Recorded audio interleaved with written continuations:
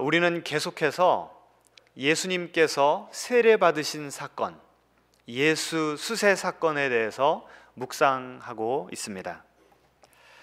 예수님께서 세례 요한에게 세례를 받고 그 물이 뚝뚝 떨어지는 채로 물 위로 올라오시자마자 성경에서는 세 가지 일이 벌어졌다고 증언합니다.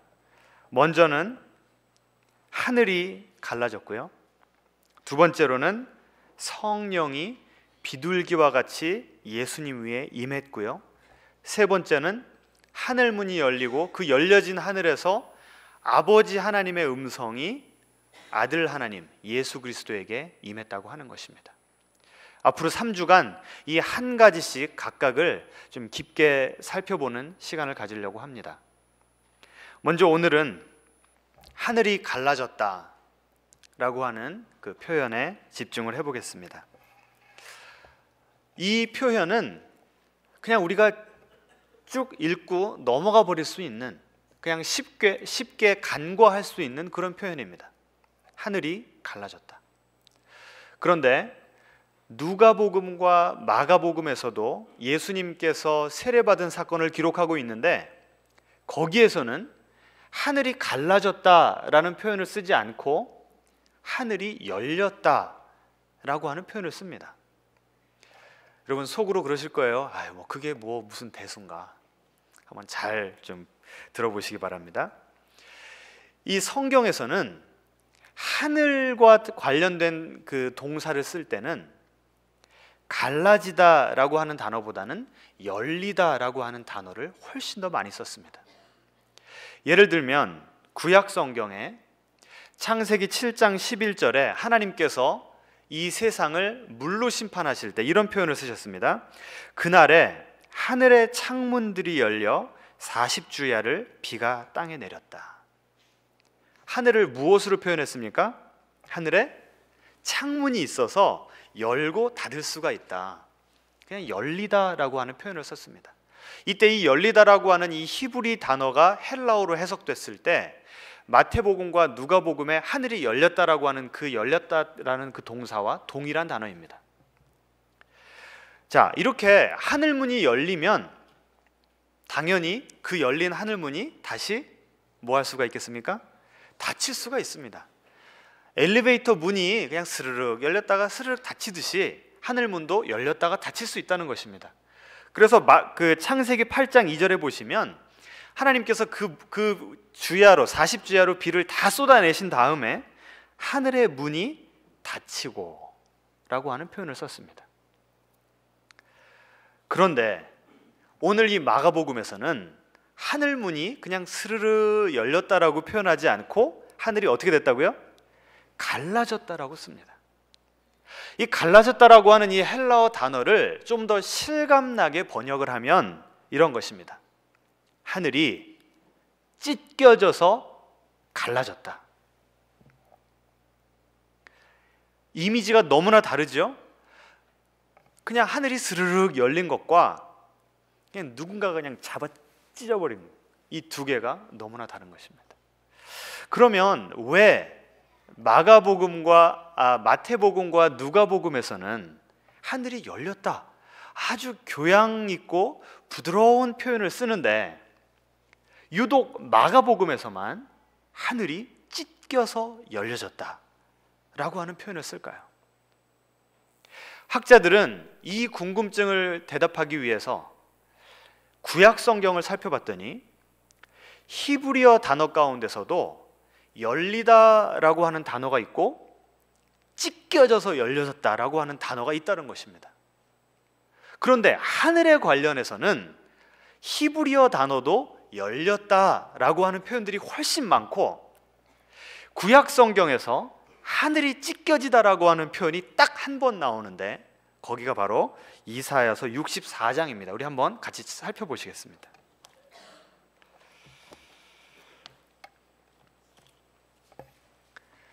성경은요, 대강 읽으려면 얼마든지 그냥 슬슬슬 읽을 수 있고요, 구체적으로 하나씩 좀 찝어서 연구를 해보려면 한없이 깊게 들어갈 수 있는 책이 바로 성경입니다. 자, 64장 이사야서 64장 1절을 보시면 이렇게 나옵니다. 이스라엘 백성들이 하나님에게 올리는 그 기도문인데요. 원하건대 주는 하늘을 가르고 강림하시고. 자, 저를 보시기 바랍니다. 지금 이스라엘 백성들이 하나님께 이렇게 기도하는 것입니다. 하나님, 하늘을 가르고 뭐 하시라고요? 강림하시. 쉽게 말하면 뭡니까? 하나님 좀 내려와 주세요. 그런데 이 하늘을 가르다 라고 하는 이 단어가 바로 박살내다, 잡아찢다 라고 하는 단어입니다. 유일하게 구약 성경에서 하늘이 찢기다라고 하는 단어를 쓴 경우가 딱 한 군데가 바로 이 이사야서 64장이라는 것입니다. 도대체 이스라엘 백성들이 어떤 상황이고 어떤 심정이었길래 하나님께 하늘을 찢고 내려오시라고 이렇게 기도를 했을까요? 자, 그 전장 63장 15절로 가보시겠습니다. 이 이스라엘 백성들의 기도가 이렇게 나옵니다. 주여 하늘에서 굽어 살피시며. 지금 이스라엘 백성들이 이 기도를 할 때 하나님이 어디에 계시다고 믿고 있는 것입니까? 하늘에 계시다는 거예요. 자, 그런데 그 하늘에서 굽어 살피시며 주의 거룩하고 영화로운 처소에서 보옵소서. 주의 열성과 주의 능하신 행동이 이제 어디 있나이까? 무슨 말입니까? 지금까지는 하나님, 우리 이스라엘의 역사 가운데 당신의 열정으로, 당신의 능력으로 우리 이스라엘 백성이 위기에 처할 때마다 구해주셨습니다. 그런데 지금은 당신 무엇하고 계시는 것입니까? 16절 보시겠습니다. 주는 우리의 아버지시라. 하나님은 우리의 아버지시고 그 하나님이 지금 어디에 계시다고요? 하늘에 계시다는 겁니다. 17절 후반을 보시면 원하건대 주의 종들 곧 주의 기업인 지파들을 위하사 돌아오시옵소서. 도대체 이스라엘이 어떤 상황이길래 이럴까요? 자, 그 다음 절을 보시기 바랍니다. 주의 거룩한 백성이 땅을 차지한 지 오래지 아니하여서. 하나님께서 이스라엘 백성에게 젖과 꿀이 흐르는 가나안 땅을 축복으로 주셨습니다. 그런데 그 땅이 우리의 원수가 주의 성소를 유린하였사오니 그 땅도 빼앗기고 할례받지 않은, 하나님의 선택받지 않은 이 바벨론이라고 하는 나라가 이스라엘을 쳐들어와서 하나님의 임재가 있는 거룩한 성소를 짓밟고 초토화시켰다는 것입니다. 그래서 이스라엘 백성들이 너무나 답답하고 안타까운 마음에 하나님, 하늘에만 계시지 마시고 어떻게 지금 좀 내려오시는데 어떻게 내려오시라고요? 하늘을 빨리 내려오시는 게 아니라 하늘을 어떻게 하고요? 좀 찢고 내려오시라는 거예요. 여러분, 이 이스라엘 백성의 답답한 심정이 좀 느껴지십니까? 여러분, 전혀 이 이스라엘 백성들의 마음을 가져보신 적이 없으세요? 하나님, 능력 있으신 하나님, 과거의 나의 인생에 그렇게 신실하게 강권적으로 역사하셨던 하나님께서 지금 내 상황을 둘러보니까 전혀 역사하시지 않는 것 같은 거예요. 너무나 답답하고 너무나 억울하니까 이 애끓는 심정으로 주님, 하늘에만 계시지 마시고 찢고서 내려오세요. 그 하늘문을 박살내시고서라도 좀 내려오세요 하는 것입니다. 신기하지 않습니까? 마가복음에만 하늘문이 찢겨서 열렸다고 했는데 그 똑같은 단어가 이스라엘의 역사 가운데 나라를 빼앗기고 바벨론으로 포로로 잡혀간 상태에서 하나님을 원망하면서 하나님을 그리워하면서 그 하나님의 능력과 은혜가 그들의 삶 가운데 다시 되돌아오기를 바라는 그런 간절한 마음으로 드리는 그 기도문에 그 똑같은 단어가 나온다는 것입니다. 뒤집어 말하면 마태복음과 누가복음에 나온 하나님은 그냥 점잖게 우리 그 예수님에게 은혜를 주시기 위해서 문을 스르르 열고 오신 하나님입니다. 그런데 마가가 묵상한 하나님, 마가가 맛보아 알게 된 그 하나님은 어떤 하나님이냐면, 이스라엘 백성들이 하나님을 만나고 싶어서 그렇게 답답하고 애끓는 심정이었듯이 마찬가지로 목자 없는 양같이 유리방황하면서 고통 가운데 있는 당신의 백성들을 위로하시고 구원하시고 회복시키시기 위해서 그 애끓는 심정으로 하나님과 우리 사이를 막고 있는 이 하늘이라고 하는 이 장애물을, 이 장벽을 잡아 뜯고 강림하신 하나님이라는 겁니다. 여러분, 이 하나님의 마음이 좀 느껴지십니까? 오늘 이 하나님 만나고 가셔야 됩니다. 문을 열었다 닫으면요, 아무런 피해가 없습니다. 왜 그래요? 원래 문은 열었다 닫게 돼 있으니까. 그런데 하늘을 찢어서 열어버리셨어요. 그럼 어떻게 됩니까? 그 영원히 버린 거예요. 그냥 너덜너덜하게 찢겨진 채로 그대로 있어야 되는 거예요. 하나님께서는 그런 손해를 감수하시고서라도 우리에게 오시기를 원하셨다는 것입니다. 열렸다라고 하는 어떤 교양 있는 표현, 부드러운 표현이 아니라 그 하나님의 애타는 마음을 찢어버렸다, 부셔버렸다라고 하는 좀 그 폭력적인 언어로, 강한 언어로 지금 표현하고 계신다는 것입니다. 그런데 한번 생각을 해보세요. 하나님께서 그렇게 이스라엘 백성을 구원하고 회복시키시기를 원하셨다면 왜 지금까지 기다리셨을까요? 이스라엘 백성들이 바벨론 포로로 잡혀가서 이 이사야서 64편에 했던 그 기도는 BC 6세기경에 했던 기도입니다.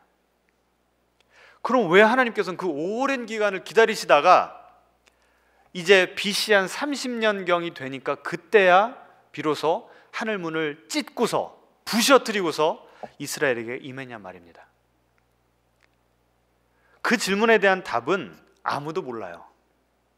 그 하나님에 대한 타이밍은 하나님의 주권에 달린 것이기 때문에 우리는 그것에 대해서 왈가왈부할 수 없습니다. 그런데 오늘 본문에 보면 한 가지 그 클루, 좀 실마리가 나와요. 다시 한번 오늘 본문을 보시겠습니다. 오늘 본문 9절 마지막 부분에 보시면 예수님께서 세례 요한에게 세례를 받으셨습니다. 그리고 나서 하늘 문이 열렸어요. 그런데 10절에 어떻게 시작합니까? 어떤 단어로 시작해요? 곧. 무슨 말이냐면 하나님께서 지금 애끓는 심정으로 이스라엘 백성들에게, 사랑하는 하나님의 백성들에게 하늘 문을 찢고서 내려가기를 원하시는데 어떤 순간을 기다리신 것입니까? 예수님께서 세례받기까지 기다리신 것입니다. 다시 말하면 예수님께서 세례를 받으시기 전까지는 하나님께서 아무리 애타게 우리에게 내려오시고 싶어도 내려오실 수가 없으셨다는 말입니다. 그럼 도대체 예수님의 세례 받으신 사건이 어떤 의미가 있길래 하나님께서 그 예수님이 세례 받으시기만 그렇게 애타게 기다리시다가 세례를 받으시기가 무섭게 하늘을 찢고서 내려오셨단 말입니까? 여러분, 우리 그 성결교회에서는 세례 받을 때, 여러분 다 세례 받으셨죠? 대부분 어떻게 받으셨습니까? 목사님이 물을 그냥 이렇게 점잖게 뿌려주십니다. 그런데 침례교회에서는요, 실제로 더구나 큰 교회 같은 경우는 아예 이 강대상 한쪽에 이렇게 큰 욕조를 만들어 놓습니다. 그리고 침례를 받을 그 때가 되면 하나님과 모든 그 회중 앞에 나는 이제 하나님의 것입니다, 나는 예수님을 나의 주인으로 고백합니다 라고 하는 분들이 그 탕에 내려가셔서 어떻게 합니까? 푹 물속에 잠겼다가 일어납니다.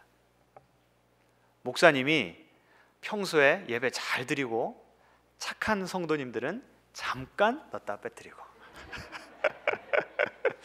평소 좀 말썽 부리시던 분들은 조금 오랫동안 예, 농담이고요. 여러분, 그 물속에 푹 들어갔다는 것이 어떤 의미입니까? 예? 나의 죄악된 자아는 이 물속으로 들어가서 어떻게 된다고요? 죽는다는 것입니다. 그래서 오늘 이 예수님께서 세례를 받으셨다는 표현도 영어로 하면 into the water, 물 속으로 들어가셨다는 표현을 씁니다. 죄가 없으신 예수님께서 왜 세례를 받으셨을까요? 이때 이 예수님의 세례는 한 개인 신앙인으로서의 세례가 아니고 온 인류를 대표해서, 온 인류를 대신해서 받으신 세례였다는 것입니다. 이스라엘 역사를 보시기 바랍니다. 아담으로부터 시작해서 우리 인간은 하나님을 하나님으로 인정하기를 거부하던 사람들이었습니다. 하나님을 중심으로 우리가 돌아야 되는데, 지난주 설교 기억나시죠? 그래야만 우리 인생이 춤추는 인생이 되는데, 그 하나님의 통치를 거부하고 내가 내 중심적으로 살겠습니다, 내가 내 인생의 주인입니다라고 하면서 산 그런 인생들, 그런 그 죄악된 인생들의 모든 죄를 예수님께서 다 짊어지시고 대표 죄인으로 요단강 속으로 들어가신 것입니다. 예수님께서 그 물속으로 들어가셨을 때 그것은 바로 3년 후에 있을 십자가 사건을 예표하신 것이었습니다. 마치 하나님 아버지께, 아버지, 제가 아버지의 뜻을 이루기 위해서 모든 인류의 죄를 지고 죽을 것입니다. 하지만 그때가 이르기까지 먼저 이 세례 사건을 예표 삼아서, 이 세례 사건을 예약금 삼아서 이제 이 백성들에게 내려와 주십시오 라고 했던 것입니다. 그래서 하나님께서는 이 예수님께서 인류의 죄악의 문제를 해결해 주실 것을 담보로, 세례를 통해서 담보로 잡으시고, 그 원하시던, 당신의 백성과 함께 하시기를 원하시던 그 꿈을 하늘을 찢어버리심으로 이루어내신 것입니다. 하나님께서 그렇게 하늘문을 찢고 내려오시자마자 하신 음성, 예수님에게 들려주신 음성이 있습니다. 11절 보시기 바랍니다. 이 음성은 예수님 개인에게만 주신 음성이 아니고 그 예수님 안에, 그 예수님을 주로 고백하는, 그래서 그 예수님 때문에 하나님의 백성이 된, 하나님의 아들과 딸이 된 모든 하나님의 백성에게 하신 하나님의 말씀입니다. 11절, 하늘로부터 소리가 나기를 너는 내 사랑하는 아들이라, 내가 너를 기뻐하노라. 그 애끓는 하나님의 백성을 향한 사랑의 고백을 대표 인류이신 예수님에게 하고 계신 것입니다. 여러분, 오늘 이 하나님의 사랑의 가슴을 꼭 만나고 체험하고 가시기를 바랍니다. 여러분, 참 놀랍지 않습니까? 찢겨진 하늘이 이런 놀라운 의미가 있습니다. 그런데 더 놀라운 것이 있습니다. 저는 오늘 이 본문을 묵상하고 준비하면서 2011년 봄에 프린스턴에서 그 한 강의실에서 들었던 교수님의 강의 내용이 생각이 나더라고요. 공부를 열심히 하니까 이런 이득이 있더만요. 13년 전에 들었던 강의 내용을 제가 기억하고 있습니다. 도널드 주얼이라고 하는 마가복음 전문가인 교수님께서 오늘 본문을 에 대해서 강의를 하시면서 이렇게 말씀을 하세요. 이 하늘이 찢겨져서 열려졌다라고 하는 이 똑같은 단어가 마가복음에 한 번 더 나온다는 것입니다. 여러분, 어디서 나오는지 아세요? 마가복음 15장 맨 끝에 보시면 예수님께서 십자가에 달려 돌아가시면서 마지막으로 숨을 거두시자마자 어떤 일이 일어납니까? 성소 휘장이 위에서부터 아래로 찢겨 갈라져서 둘이 되었다 라고 하는 표현이 나옵니다. 그때 그 성소 휘장이 찢겨졌다라고 하는 그 단어가 하늘이 찢겨지고 하나님의 음성이 들렸다라고 하는 그 단어와 똑같은 단어입니다. 예수님의 공생의 초기에 하늘문을 찢으시고 내려오셔서 예수님 위에 강림하셨던 그 하나님께서 예수님의 공생의 맨 마지막에 그 예수님의 죽음을 보시고 예수님께서 우리 인류의 모든 죄악, 그 죄의 문제를 해결하심을 보시고 그 예수님의 죽음과 동시에 하나님께서 성전 휘장을 어떻게 하셨다고요? 잡아 찢어버리신 것입니다. 어떤 의미입니까? 하늘문을 찢으시고 우리 속에 침투해 오신 하나님께서 이제는 그 성전 휘장을 찢으시고 우리가 그 홀리 오브 홀리스, 지성소로 들어올 수 있게끔 문을 활짝 열어놓으신 것입니다.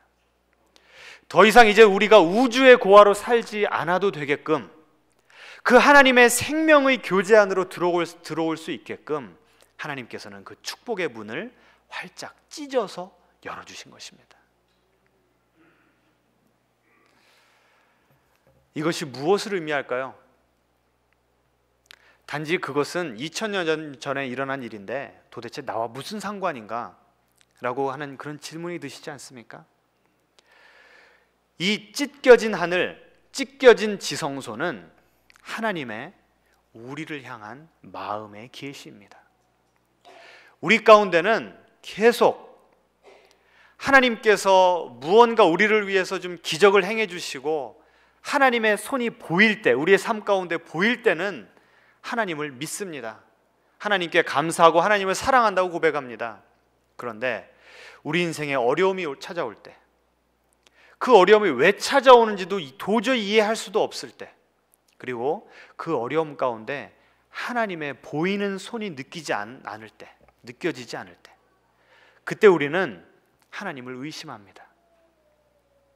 그 답답한 심정으로 마치 이사야서 64장에서 이스라엘 백성들이 기도를 드렸던 것처럼 하나님, 하늘에만 좀 계시지 마시고 좀 내려오셔서 당신의 능력과 은혜를 좀 보여주십시오 하는 그런 심정이 됩니다. 그런 우리의 마음을 너무나도 잘 아시고 하나님께서는 역사적인 사건을 통해서 하나님의 마음이 어떠신지를 우리에게 보여주셨다는 것입니다. 여러분, 아직까지도 하나님의 사랑을 의심하는 분들이 계십니까? 찢겨진 하늘, 찢겨진 성소 휘장을 묵상하시기 바랍니다. 우리 가운데는 그렇게 하나님께서 애끓는 심정으로 우리에게 쳐들어오시고 침투하기를 원하시는데 끝까지 우리의 마음을 걸어 잠그고 하나님을 거부하는 분들이 있습니다. 언제까지 하나님의 가슴을 아프게 하시겠습니까? 우리 가운데는 하나님의 그 사랑을 마음속에 받아들인 분들은 계세요. 받아는 들였는데 적당하게 하나님과 거리를 두고 신앙생활하는 분들 계십니다. 왜 그래요? 너무나 가까이 와버리면 하나님께서 나한테 부담스러운 거 시키실까 봐 그냥 적당히 그냥 구원, 천국 가는 티켓은 따놨으니까 하나님, 그냥 적당한 거리를 두고 사귀읍시다. 하나님은 그걸로 만족하시지 않습니다. 하늘을 찢으시고 성소 휘장을 찢으신 하나님께서는 여러분의 가장 깊은 마음의 지성소까지 들어오셔서 그 자리에, 그 왕좌에 앉으셔야만 만족하시는 분입니다. 그리고 그럴 가치가 있으신 분입니다. 오늘 이 아침에 이 하나님의 은혜, 하나님의 마음을, 여러분의 마음을 활짝 열어서 맞이하시기 바랍니다. 하나님을 더 이상 외롭게 하지 마시고 그 하나님과 생명의 교제를 나누는 여러분 되시기를 주님의 이름으로 축원합니다. 시간 다 같이 말씀 생각하시면서 통성으로 기도하시길 바랍니다. 이 시간 주님 앞에 찢겨진 그 지성소 안으로 예수님의 피를 의지하여서 담대하게 나가십시다. 기도하겠습니다. 주님, 우리를 만나시기 위해서 그 애끓는 마음으로